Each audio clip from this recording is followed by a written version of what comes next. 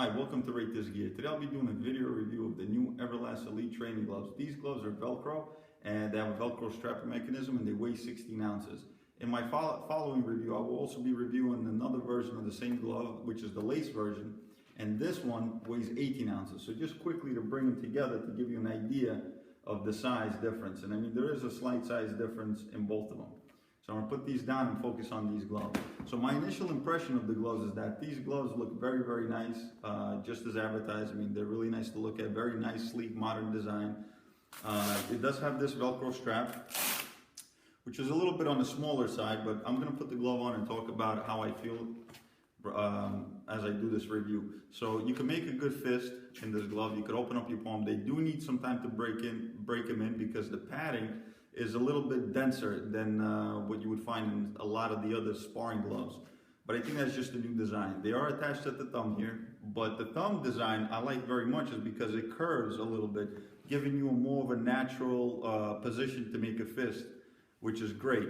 So when I use them in training, hitting a heavy bag, mitts, even in sparring, is that you always tend to punch flush, which I like a lot. I mean, it doesn't get in the way. They really mold to your hands very, very good. These sizes are, 16 ounces, but they're large, so they will accommodate a variety of hands, such as a medium hand to large hand.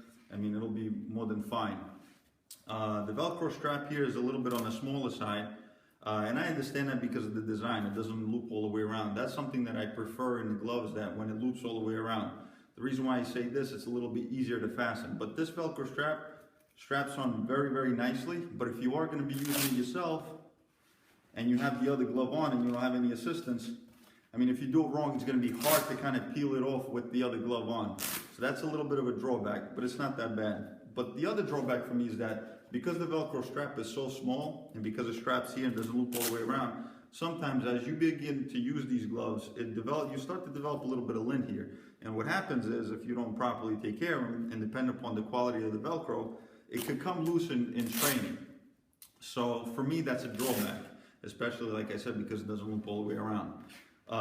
The quality of this glove, the stitching on this glove is decent, but they are already starting to come apart. There is some little stitching that's starting to get loose, and that also happened in the 18-ounce version as well, so it's not just this particular glove. They are made out of synthetic leather, which they say is a lot harder, a lot better quality than some of the other synthetic leathers.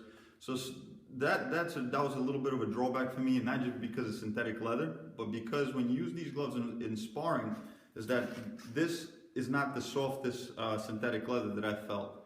And some of the other leathers, they are a little bit better for sparring in the glove, and that's because if you're sparring with them, you could get grazed and possibly have a cut, because these are folds here in the gloves. They tend to be a little bit harder than what you would expect out of a softer leather.